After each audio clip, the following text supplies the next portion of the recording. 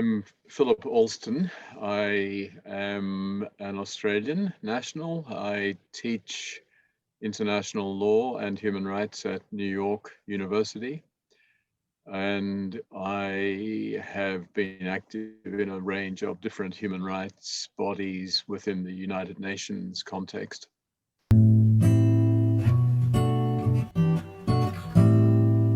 I was elected to the UN committee when it was first established.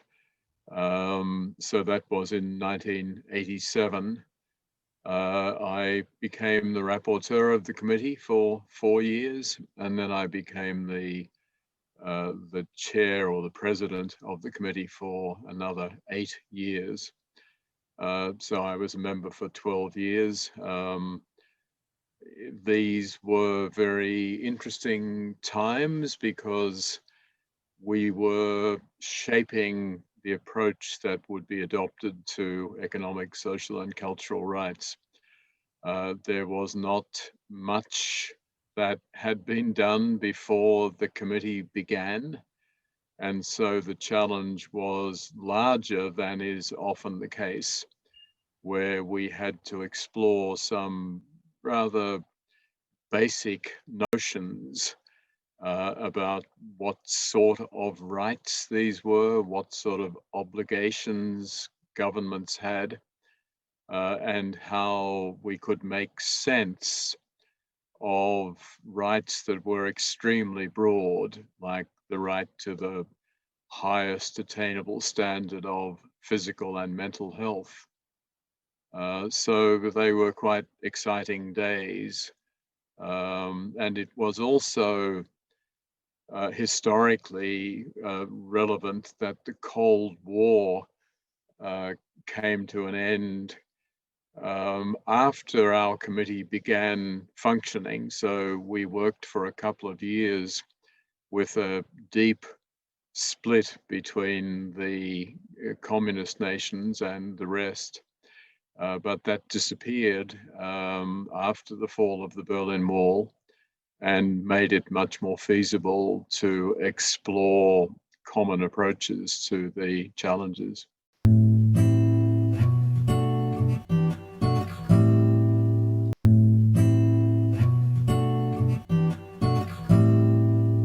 There is, of course, a chronological distinction in the sense that civil and political rights emerged in different countries many centuries ago, whereas economic and social rights were generally considered to be a more recent development. Although, of course, you can go back to the revised French Declaration of 1793, and you will find both sets of rights being reflected in that. I think that the decision taken by the United Nations in 1950 to divide what had been thought of as a single covenant to build on the Universal Declaration up into 2 separate covenants was a dramatic setback for economic, social, and cultural rights. And that was then reinforced by the Cold War, which led Western countries to say we favor civil and political rights, and many other countries to say the opposite. I think today we have a rather artificial understanding of the distinctions. We tend to see the differences as being fundamental, when in fact they are not. There are many similarities across the 2 sets of rights, but this division is, as we say, set in stone and will not be changed officially, but it still means we need to push back against the arbitrary categories that have been set up as much as possible.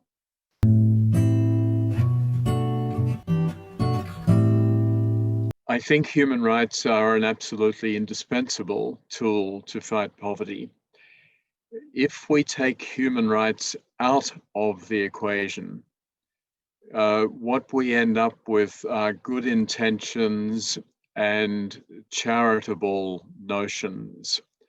It's a pity that people are poor and we should do something to help them. But if you add the rights dimension, that this is an outrage that people live in poverty. It's an outrage if people are tortured, and it's an outrage if they are forced to live in poverty. That's what human rights can bring to the discussion. It's not present at the moment because we tend to say, well, poverty, it's everywhere and it can never disappear. There's not much we can do. And that's not true. Poverty is like torture. We can stop it if we want to. It's not easy, but it takes political will. The money is there. The knowledge is there. It's just that we don't yet care enough because we don't believe that there is a human right not to have to live in extreme poverty.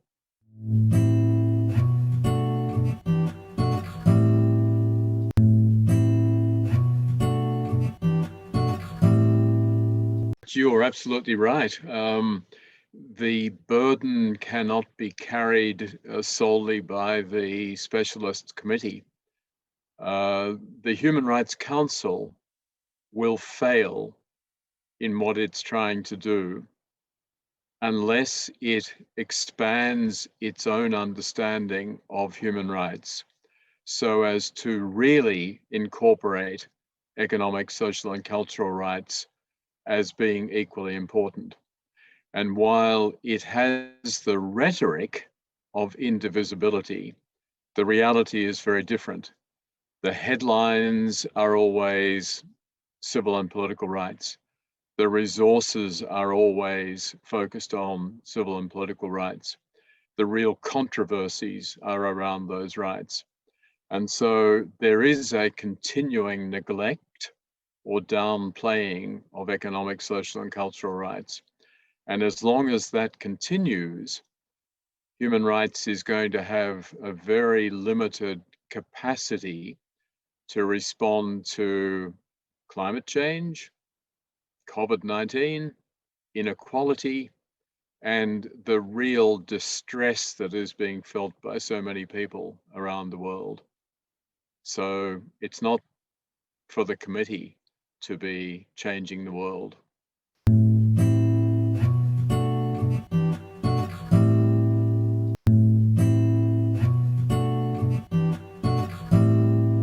Yes, it's a real threat in many ways. But let me say, first of all, that there is, of course, a legitimate and vital role for the private sector. But to expect the private sector to be carrying out essential human rights related roles is ridiculous. It's misguided. It's never going to happen. The private sector doesn't see itself as the engine for promoting respect for human rights. It never will, and it probably should not. There is a necessary set of obligations that governments must retain for themselves. Exactly how they do that and how they interact with the private sector is a big debate, and it's controversial. But what we see at present is a growing abdication of responsibility by the public sector towards the private sector. So if we take the Sustainable Development Goals, the Secretary General will say it's mainly up to the private sector because governments don't have the money, don't have the resources.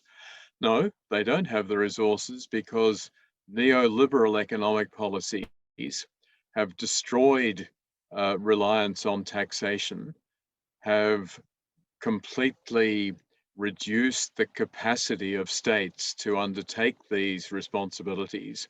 And that's what needs to be restored rather than saying, oh, governments are very weak, governments can't do much, so let's go to the private sector. The private sector will never be the engine for respecting the rights, at least for the bottom 30% or more of any population.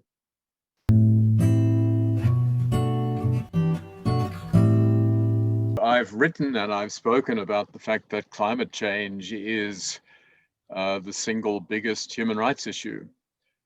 Climate change is going to radically affect every right that we know of. We're not just talking about social rights. It's not just the tens of millions of people who will be made homeless and displaced.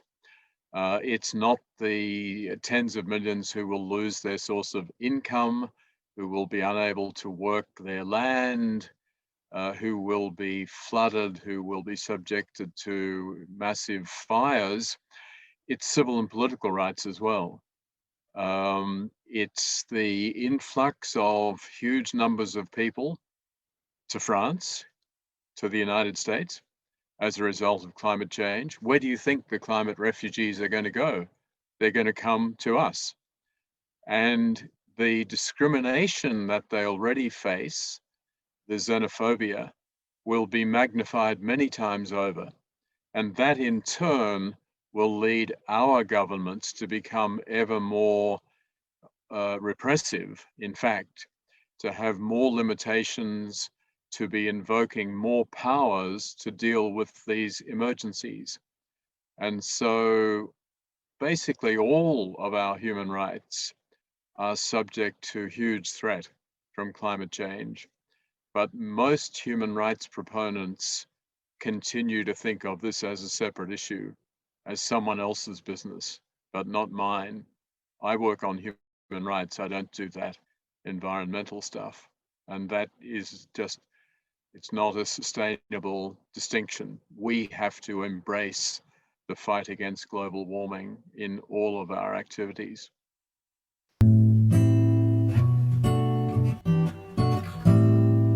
Try to understand human rights in their context and not assume that this is just a way of practicing law in the traditional sense, that it's not just about cases to defend the civil and political rights of individuals.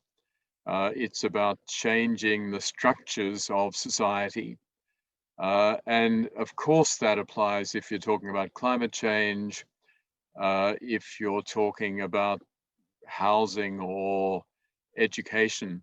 But I'm also thinking of civil and political rights narrowly defined.